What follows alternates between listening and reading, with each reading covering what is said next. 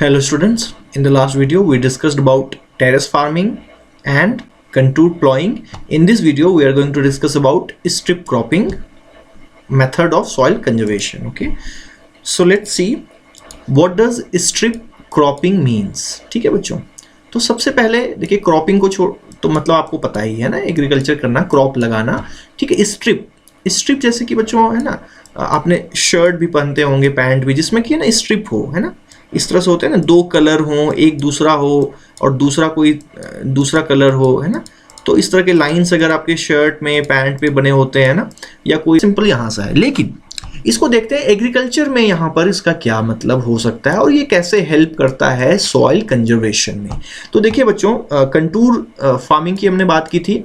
तो किस तरीके से फील्ड में हम अगर देखते हैं कि ये एक कंटूर है, इस तरह से फॉलो हो रहा है ना. तो इसको मान लेते हैं कि एक स्ट्रिप, इसको आप एक स्ट्रिप मान लीजिए, है ना. इस दूसरे को जो है ये एक तीसरा स्ट्रिप हो गया, बीच वाला हो गया दूसरा स्ट्रिप. ठीक है, तो यहाँ पर क्रॉपिंग का क्या मतलब है, स्ट्रिप क्रॉपिंग का, कि पहले स्ट्रिप में हम कोई और क्रॉप लगाएंगे ए, ठीक है, और ये जो दूसरा स्ट्रिप है इसमें हम कोई और क्रॉप लगाएंगे बी, और सी, ये तीसरा जो स्ट्रिप है इसमें हम कोई और क्रॉप लगाएंगे सी. ठीक है, तो इस तरीके से जब हम क्रॉपिंग करते हैं तो उसी को बोला जाता है स्ट्रिप क्रॉपिंग. ठीक है, तो ये it's a type of contour cropping. ठीक है, कंटूर्स को ही इसमें हम फॉलो करते हैं. तो जैसे कि यहाँ पर देखिए बच्चों, जो लेफ्ट साइड में एक फोटोग्राफ है उसमें देखिए कि जो पहला स्ट्रिप है, देखिए इसमें इन्होंने क्या लगाया हुआ है, कॉर्न. ठीक है, और उसके बाद देखिए दूसरा जो स्ट्रिप है बीच में, ठीक है, उसमें कॉर्न नहीं है, उसमें ओट्स लगे हुए हैं. ठीक है, और उसके बाद उसके बाद फिर से कॉर्न है. ठीक है, और उसके बाद जो चौथा जो स्ट्रिप है उसमें देखिए क्या लगाया हुआ है इन्होंने, हे. ठीक है, ये एक अलग क्रॉप है. तो जब हम एक स्ट्रिप छोड़कर दूसरे स्ट्रिप में कोई दूसरी क्रॉप लगाते हैं तो इसी को बोलते हैं स्ट्रिप क्रॉपिंग. अब देखिए इसका फायदा क्या है. देखिए कॉर्न, देखिए कि कॉर्न का जो यहाँ पे प्लांट है वो देखिए कि ओट से ज़्यादा आपको थोड़ा बड़ा दिख रहा होगा, है ना, और हे वाले से भी थोड़ा बड़ा दिख रहा होगा. अब क्या होगा कि अगर विंड आ रही है, ठीक है, काफ़ी तेज़ हवा चल रही है, तो कहीं ना कहीं वो कॉर्न के जो प्लांट्स हैं यहाँ पर, ये इसको रोक देंगे हवा को. ठीक है, उसके स्पीड को क्या करेंगे, ब्रेक कर देंगे. ठीक है, और जब उसकी स्पीड को ब्रेक कर देंगे तो यहाँ पर देखिए जैसे कि ओट्स वाला जो ये फील्ड है, इसमें अगर कोई सॉइल लूज है यहाँ पर इस स्ट्रिप में, तो उसको हवा अपने साथ उड़ा कर ले नहीं जा पाएगी. ठीक है, स्पीड क्या हो जाएगी, विंड की थोड़ी कमज़ोर हो जाएगी, यहाँ पर थोड़ी कम हो जाएगी. So it helps in conserving the soil. ठीक है, ये सॉइल इरोजन को होने से रोक देता है. ठीक है, क्योंकि विंड की स्पीड थोड़ी कम हो जाती है तो उसमें इतनी पावर नहीं बचती कि वो यहाँ पर इस स्ट्रिप में जो लूज सॉइल है उसको उड़ाकर अपने साथ ले जा पाए. ठीक है, तो इसका सिंपल सा ये ऑब्जेक्टिव है स्ट्रिप क्रॉपिंग का.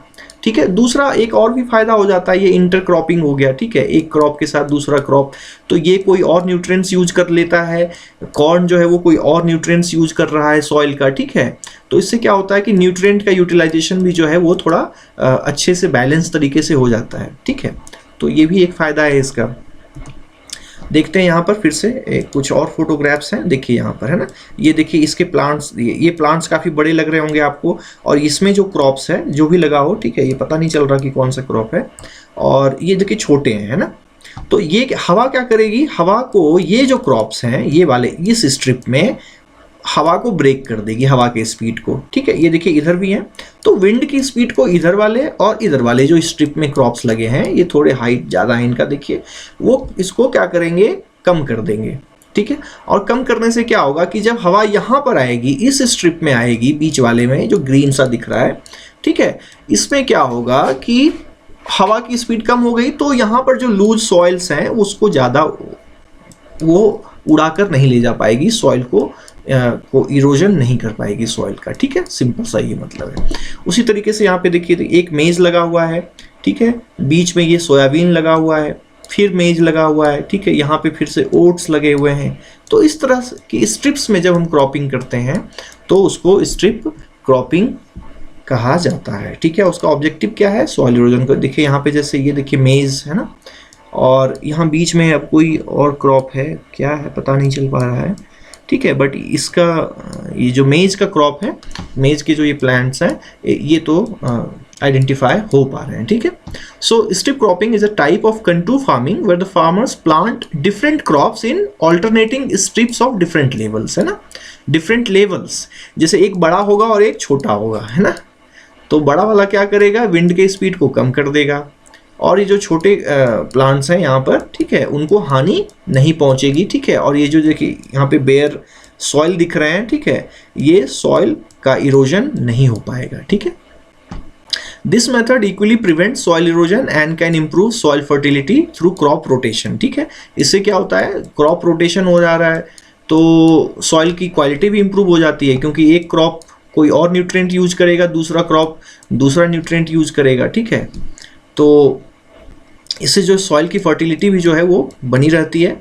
For example a farmer may plant different crops on different strips of land during alternating farming seasons, such as rotating strips of legumes and corn, ठीक है। legumes होता है दलहन के क्रॉप्स, है ना, जैसे कि चना, मूंग, ठीक है, अरहर, इन सब की। and corn enables the corn to use the nitrogen that legumes left in the soil, ठीक है। मतलब ये कि दलहन के जो पौधे हैं, ठीक है, पल्स के जो क्रॉप्स हैं वो सॉइल में क्या करते हैं, नाइट्रोजन फिक्सेशन करते हैं, तो उसको कॉर्न यूज कर सकता है, ठीक है। तो इस तरह से एक दूसरे को बेनिफिट भी हो जाता है, इसका मतलब ये है, सिंपल सा, ठीक है।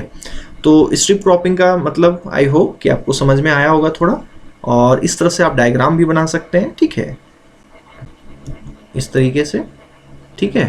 अगर एग्जाम में आ जाए तो डायग्राम बनाएंगे तो ज़्यादा अच्छा लगेगा, and it will help you in scoring good marks. Next जो होगा बच्चों वो शेल्टर बेल्ट्स, यही एक बचा हुआ है, तो इस शेल्टर बेल्ट को भी जो है नेक्स्ट वीडियो में हम डिस्कस कर लेंगे।